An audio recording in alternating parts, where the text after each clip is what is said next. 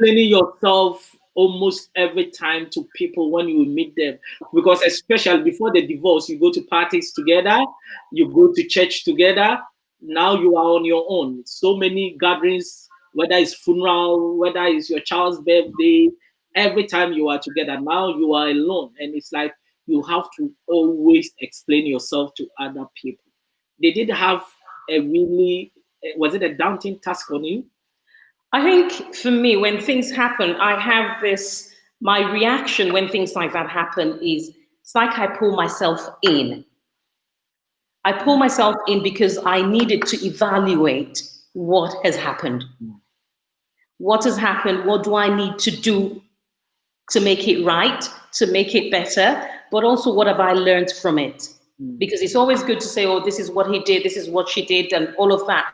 What have you learned from it going forward? Because remember, I was left with a child who was 18 months going to 2 years, and that I had, I had to look after.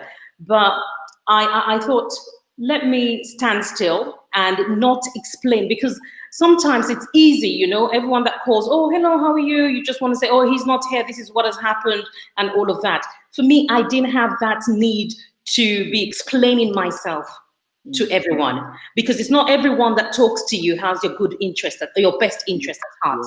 Honestly, it's not. You can talk to 1,000 people, they can make you feel good, they can make you, oh yeah, you should have done this, you should have done that.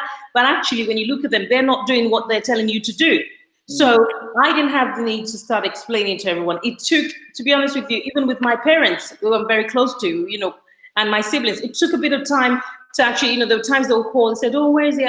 Even when he wasn't at home, I'd say, oh, he's around, and they say, oh, hello to him and all of that. They're even friends, even to date, even though our son is 18, going to be 19, they're friends who I would meet and they'll ask, oh, how is he doing? And I'll say, he's fine. I didn't have the need to explain, because I think sometimes it's not, the people were not there when you came together, when you came to do your stuff, and when life was happening, when you were supporting each other, when, all of that. So I didn't feel like I needed to explain to people, up to now, even our son, I told him age appropriate things, right? But you don't have to explain to everyone, because you don't want to pour, you don't want to pour fuel on a fire, right? You don't want to pour fuel on a fire, because it depends on who you talk to. You get even stirred up and wound up. So I didn't, explain to a lot of people. I just went about my normal business.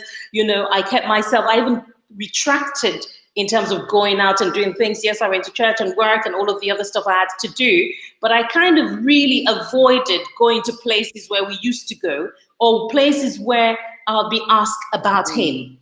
So that's how I dealt with it. And it took me a long time, I must admit, to get to that point, to work on myself, to think, okay, now going forward, what do I need to do to kind of not allow those sort of behaviors, but also to know that when to draw the line.